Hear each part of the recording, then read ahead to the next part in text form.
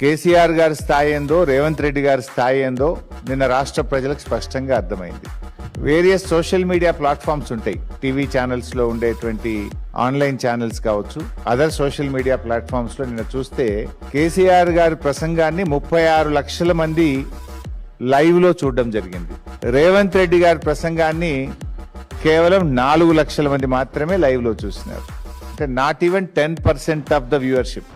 కేసీఆర్ గారి వ్యూవర్షిప్ లో 10% కూడా రేవంత్ రెడ్డి గారికి వ్యూవర్షిప్ లేదు. అంటే ప్రజలు కేసీఆర్ గారి పట్ల ఎంత గౌరవంగా ఉన్నారు, 2.5 ఏళ్లలో నీ స్థాయి ఎక్కడి నుంచి ఎక్కడికి పడిపోయిందో స్పష్టంగా అర్థమవుతుంది.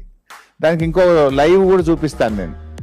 బీఆర్ఎస్ పార్టీ అఫీషియల్ వెబ్సైట్లో మా న్యూస్ ఛానల్లో 2000 మంది కేసీఆర్ గారిది 2K లైవ్ చూస్తా ఉన్నారు నిన్న.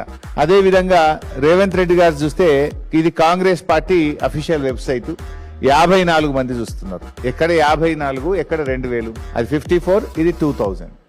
అన్నీ కలిపితే ఆల్ ఛానల్స్ యొక్క యూట్యూబ్ కానీ, ఆన్లైన్ ఛానల్స్ కానీ, అదర్ యూట్యూబ్స్ కానీ మొత్తం 36 లక్షల మంది కేసీఆర్ గారి ప్రసంగాన్ని చూస్తే రేవంత్ రెడ్డిది 4 లక్షలు.